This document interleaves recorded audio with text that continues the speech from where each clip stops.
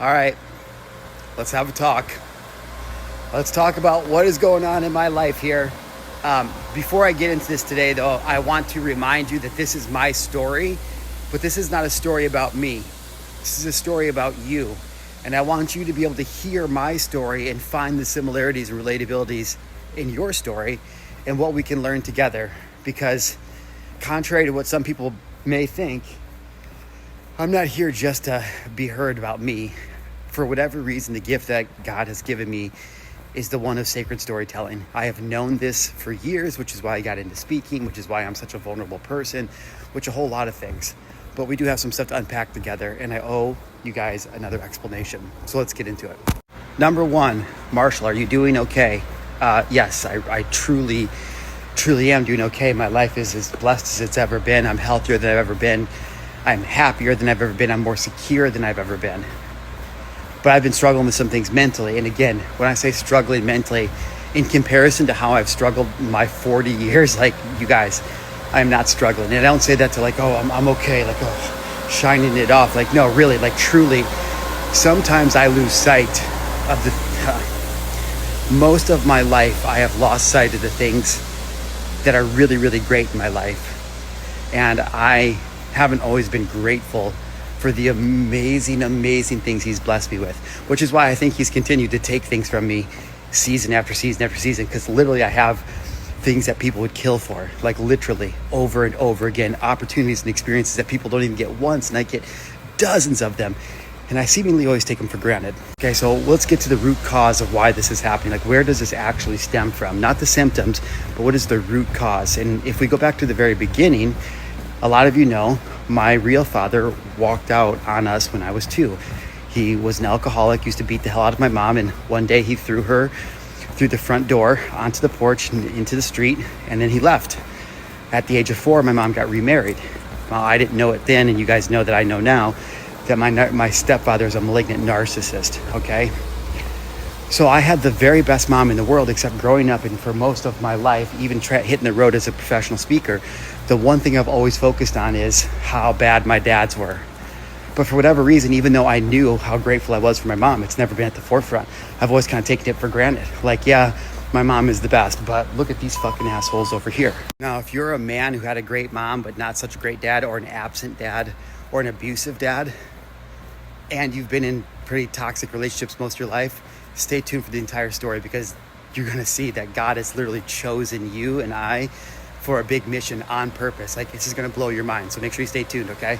We've talked about this so many times. If you are a man who is here, you by and large suffer from codependency and an anxious attachment style that stems from an abandonment wound that you have from your father, which really is just a wounded masculine energy within you, which drives men like us then into our feminine. Yes, men have both feminine and masculine energy, and so do women. It's not about gender. It's about polarity. It's an energy thing. In this realm, everything is a duality, energy. So you have both ends of the spectrum, and you want to have a healthy balance between the two polarities within you. And so again, if you're a man here, you suffer from codependency, anxious attachment style that stems from an abandonment wound from your father. So check this out. This has caused us men to try to put our value, our self-worth into our performance. So whether it's on the field, in the classroom, at work, in the bedroom, whatever it is, we can only get validation, acceptance, and admiration, or so we think, through our performance, through our results. So for all of our life, what we have done is we've gone out and performed. Now, if you're like me, in a young age, you started performing and you did really well. You succeeded in all the things you did. Maybe it was scholastically, maybe it was athletically, maybe it was all of those things, maybe it was in the community. But at a certain point, if your father wasn't there, if he was abusive, or if he wasn't present, he was there but not present, what happens is we start to think, it doesn't matter how much success I have, it doesn't matter the results I create, because the man that I want to love me is not going to care anyways. And so at that point, what we usually do is break or fracture, and we go the opposite way, which is what I did. Chose addiction, violence, all of these things. So subconsciously, again, what happened was either you're going to go one way, which is I'm going to try to succeed and be as amazing as I can, and I'm do all the things, or to get attention and to get significance, you're going to go the other way, right? Significance, if nobody cares about me, That's one thing. But now if I'm going to rob you and I put a gun in your face, how significant am I to you now? Like, very significant. So it's not about like, oh, being famous and this and that. It's like in the moment you're trying to find a way to be seen, to be heard. And you're either going to go up here and try to do it or down here and try to do that. But really what you're suffering from is codependency. And codependency actually stems from addiction. Yes, codependency is a term from the addiction community, although it's been hijacked by the relationship community. So codependency really stemmed or came from or originated in, if I'm a drug addict and you are my mother and everybody around me knows that I'm a drug addict and I keep stealing money and fucking up and doing all the things, yet my mom, and this is not my story, my mom continues to give me money even though that everybody in the fucking brother knows I'm going to go out and use it to get whatever, drugs, right? She's codependency. She's enabling my codependency. That's where the term comes from. She's an enabler. The enabler causes the codependency inside of me. So why that matters now is because we have become codependent on that feminine nurture. Even though we take it for granted, our mom or whatever, we have become codependent because our fathers were never there.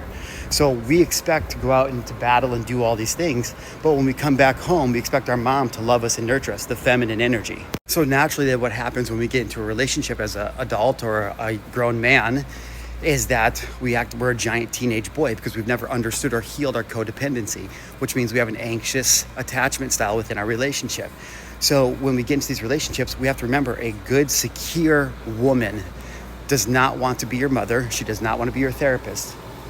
Does that mean she won't nurture you or that she won't listen to your problems time to time? Yeah, absolutely. I mean, she will if a good woman, but that is not her role. And if you continue to put her in that role, you are going to get a version of a woman that is very masculine, very cold, very hard, and it's going to feel like she's just talking shit to you because you have now driven her into her masculine, which we're not going to get into in this video, but that stems from her mother wound, which is an abandonment wound from her mother, which is the exact same thing we're going through except the inverse. It's the opposite side of the pole, right?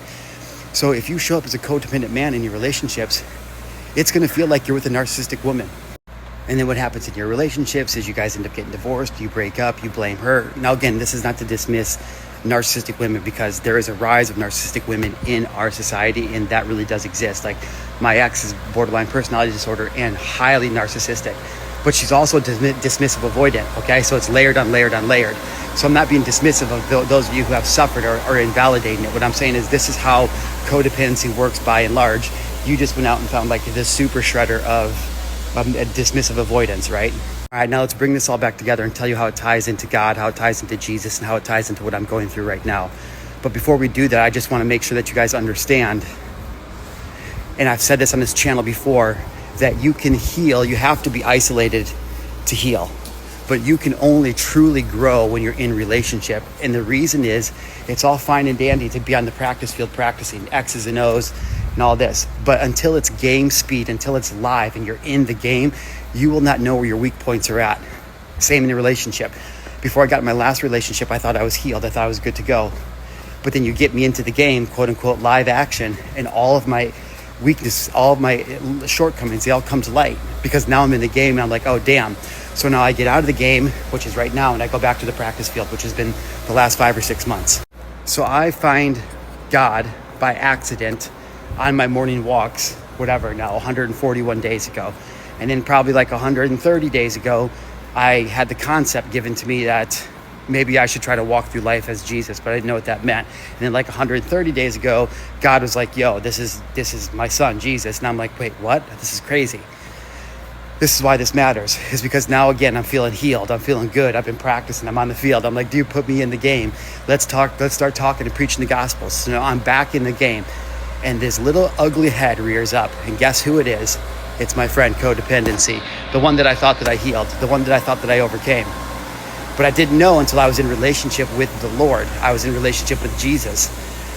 He then became that nurturing energy that I'm looking for. Oh, I feel so good. Now I'm ready to go back out into the world and kick ass. But the problem is I never stopped being of the world. I never gave my heart truly to him. And really what it stems from is impatience. Like, if you know me, like, you know that all I've ever wanted to do is just give away my money. Even when I got back into a relationship and I met our oldest son at the time, Joshua, in 2022, I was giving him a ride to school one day, and we were having a talk, and I was bartending. I wasn't running Top Paid Speaker. I stopped doing business. But Joshua looked at me and he said, I just want to grow up someday and give away a bunch of money to people who can't give it to themselves. And I stopped and I was like, damn, little homie, me too. And that's how I got back into Top Paid Speaker and off and running, like literally that message from him, because God used to talk to me directly through Joshua all of the time. Okay, so now here we are. That's all I want to do is give away money. So fast forward back to this point, and I'm starting to make money again in coaching. And since I've been a professional coach and speaker my whole life, all I've ever done on social media is make content, make money, and coach. Now, right now, as of today, I'm good. Like, I'm not struggling. I have food, I've got shelter, I've got all the things. What I don't have is a car. What I don't have is enough money to pay off all my mom's bills. What I don't have is enough money to get an RV and hit the road and start like buying meals and buying sleeping bags and giving to the homeless and doing like literally the only thing I want to do, which is just to give away money to people who can't help themselves. That's all I want to do. And so what's happened is I've become very, very impatient. And in that impatience, it's been revealed to me that I'm still trying to serve two masters. I'm still trying to serve money and serve God. And when it came down to it, Marshall, who's always been money motivated, is starting to get impatient, which then makes me frustrated and angry, and it makes me want to blow everything up. And that still stems from my unhealed codependency. Do you understand how that works? And what I'm realizing is, like my ADHD, my codependency is actually a gift. Because if I can reframe or realign where my codependency is at, like it seems like this codependency within me is never going to fully disappear. From a whole lifetime of trauma and being codependent, it doesn't seem like it's something I'm going to unlearn, like my ADHD. So if I'm not going to unlearn my codependency, really the question is, if the light is shining this way, how can I turn it a couple degrees to shine it this way? And in which regard is like, how do I become codependent on the Lord? How do I become codependent on Christ? That's the trick that I'm finding out right now, and I'm going to master it. Like, don't worry about it. Instead of being codependent on money for security and freedom and to be able to do the things I want, I can trust money because money's makes sense to me. I've always had that. But if I turn it this way, how can I become codependent on Christ? Literally the exact same energy, exact same thing, except instead of here, serve this master. So long story longer, yes, I am okay. Like, I am so okay. And I realize in this season that God is continuing to invite me to go deeper, to come closer, and to lead more of us towards Him.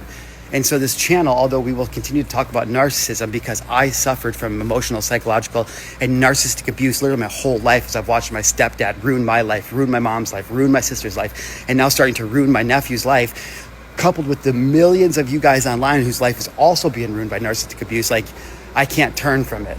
Even though I keep trying to make it about me, but not because I don't care about you guys, but because I want to make money so I can give it away. Like, you guys will watch as I make millions of dollars somehow through God providing. I'm gonna give it away. Like, I don't need much.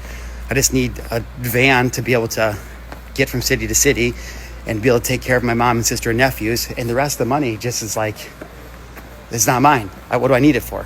So the good news is, if you suffer from codependency like I do, and you have been impatient and you've been serving money above all else, it seems like God is inviting you an opportunity to move closer to Him. Because really, if you're like me, what we've lacked in our whole life is meaning and purpose and fulfillment. No matter what we've ever gone out and accomplished, how much money we've made, the accolades we've received, it's never filled the void. Whatever that void is, we don't even know. We just, this perpetual feeling of emptiness, of dread constantly. And God is telling you, yo, bro, I give you a superpower. It's called codependency, and you don't realize it. But that strength, that superpower is so big that if you can focus it on me, that addictive bond that you have to the world will be an addictive bond to me. And in that regard, I'll be able to use you to go out and be the fisher of men's souls, to be able to go into the darkness and pull men into the light. And that's the gift and the superpower.